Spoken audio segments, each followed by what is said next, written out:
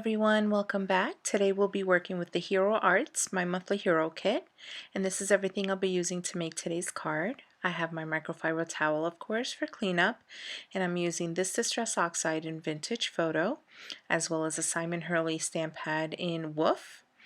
And I have these little ones that came with the kit. I'll be using all of these in today's card.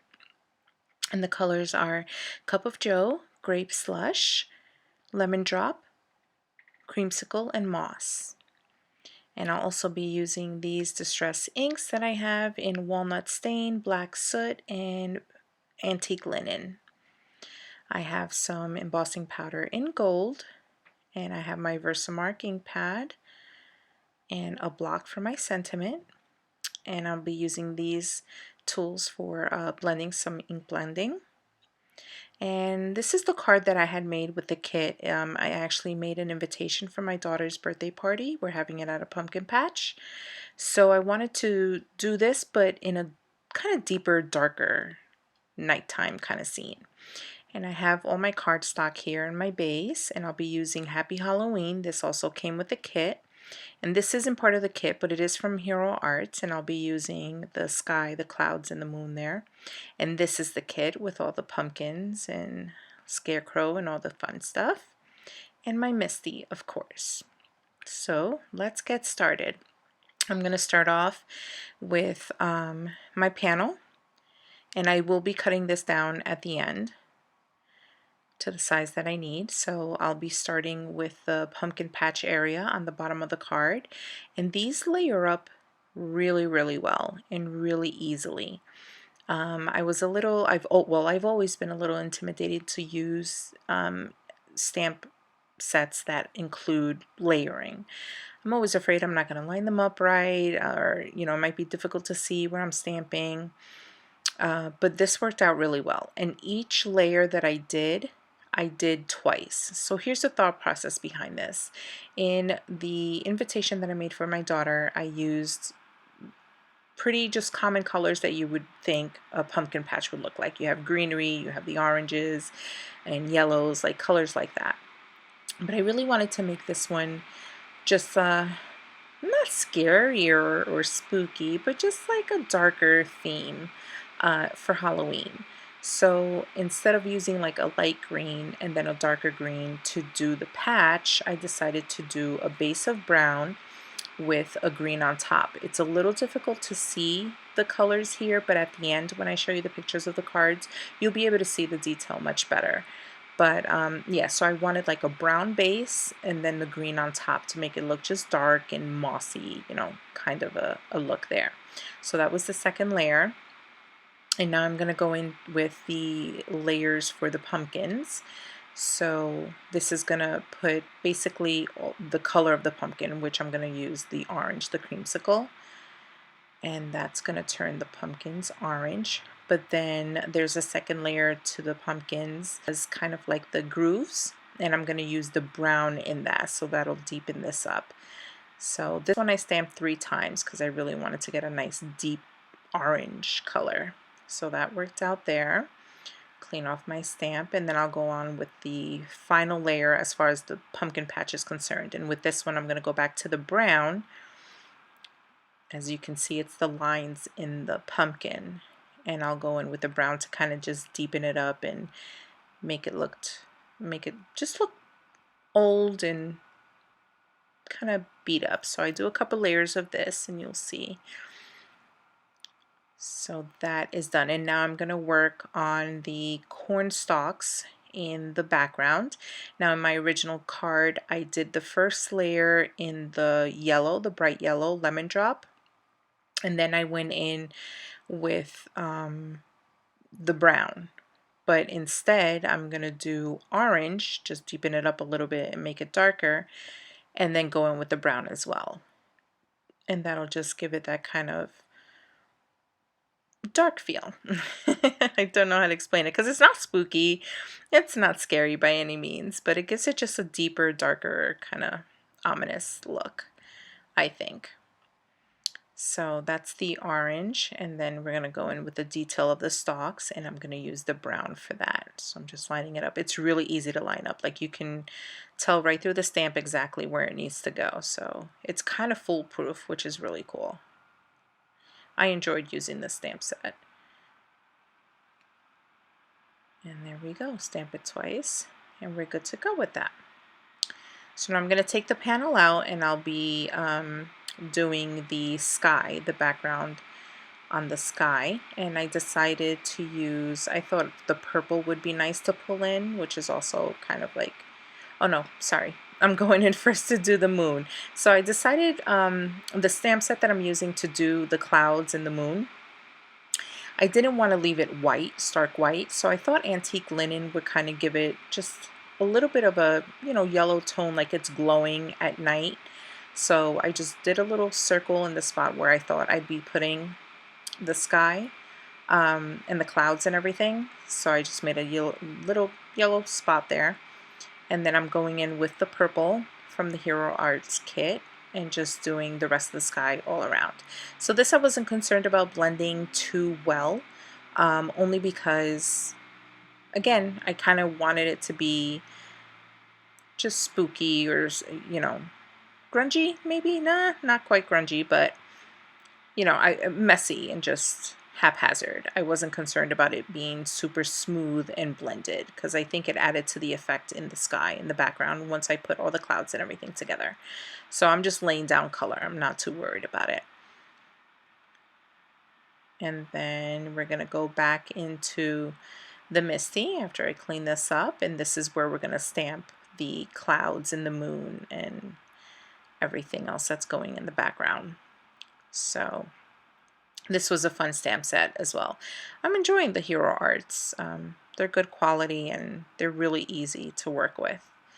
So my thought process here, there's 2 layers to these clouds. So I wanted to do the first layer in the black soot, just really dark and deep. And I stamped this twice to get a nice good impression. As you can see there, you see it goes right over the moon there. I think it's a really cool effect. It worked out really well. And then with the second stamp, I decided to use the Simon Hurley ink in Woof, which is like a gray. It was a little bit of a lighter gray than I would have liked, but I ended up stamping it, I believe, 2 or 3 times, and each time you layer, especially with these Simon Hurley inks, they layer very well.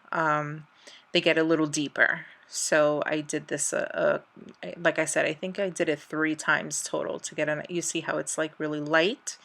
So I just keep stamping on top and it deepens and deepens. So I really, really liked how this ended up turning out. So yeah, I do one more time and it's perfect. I like the black and gray clouds. So I wanted some more clouds across the top of the sky, and I was going to use just a portion of this stamp and kind of pull that over to the side, but then I realized in the kit, in the cloud kit, not the monthly hero kit, it came with a couple extra clouds, so I figure I would stamp those separately. So I did 2 clouds in the dark gray, and then I just moved over the stamps, and then I did a couple clouds in the black just to kind of pull that across the sky. I didn't want to fill up the entire top portion of this card with the clouds, because I wanted to put some birds kind of flying through the sky as well. So there you go. So I like the way that turned out. And now the birds, the cloud kit that I'm using right now did come with birds as well, but I didn't like the way they were gathered together, like grouped together. So the monthly hero kit also came with some birds, and I like the way that was spaced out, and it fit perfectly in that spot, so it was like meant to be. So I used those birds and just stamped those across the top, and then I moved them down to kind of just spread them all around, have them flying from a couple different areas, and then I went off to the side and stamped them again there. So I was happy with that. I like the way the sky came out on this. So now I'm going to stamp my little scarecrow. Have him there in the pumpkin patch. And I'm going to stamp him in black.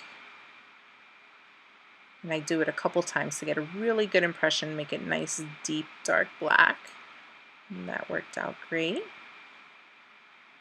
And that is that for my panel. So now we're going to go on and I'm going to work on the sentiment. I'm happy with that. I'm going to cut this down to the size that I need. Now, the good thing about these, the stamps for the my monthly hero kit, is that they're the size of an A2 card. So even though my panel was a little bigger, I literally just cut down to where any white space was, because the stamp itself is as wide as the card base that I needed. So that was just easy measuring. Or you could just measure it down, whatever's easier. But it's a perfect size for an A2 card, the width of the stamps. So after I cut that down, we're going to work on the sentiment. And like I said, I'm using the Happy Halloween, and I'll be embossing this. So I'm just going to line this up on my stamp block. And I'm going to use the Versamark ink to stamp it down. And I forgot to use my anti-static tool. I know, totally bad about that. But it worked out okay because it's just a little sentiment, so it wasn't too bad of a situation. I didn't have to brush anything away. But now we're going to put the gold embossing powder on top. Just tap off the excess, clean up, flawless cleanup. And now I take my heat gun and just melt that down. And then I'll be cutting this down to the size that I need. And then after this is just assembling. It's pretty simple. I really liked the idea of, you know, making this kit because, like I said, I used it for the invitation for my daughter's birthday party. So it's like I was able to make it cute and fun and light and bright, you know, for the party. But I can also make it kind of deep and dark, and I keep wanting to say spooky, so we're going to go with it and kind of like a spooky feel. So I take the vintage photo and just go around the edges. Again, I wanted to just kind of dirty it up and just deepen it up a little bit more. I didn't want the bright edges all around the card. So I just put just a little bit, just spread it all around. Not too heavy. Just enough to kind of just dirty it up. And then I'm going to take some foam tape and I'm going to put that on the sentiment. I'm going to pop up the sentiment.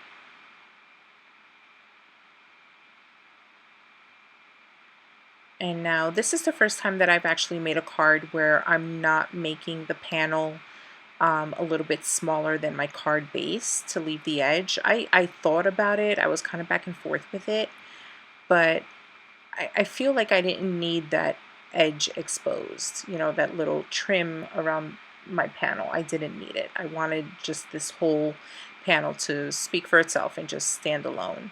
So I didn't cut it down, and so I put a bunch of glue on the back as I do normally. I decided to use a wet glue for this because since I don't have an edge that's going to be exposed, and this is the exact same size as the panel, as the base, I wanted to make sure that I had enough time to kind of move it around and line it up so it was even all the way around. I didn't want any edges kind of hanging off to one side. So that's why I used the liquid glue. And that's it, guys.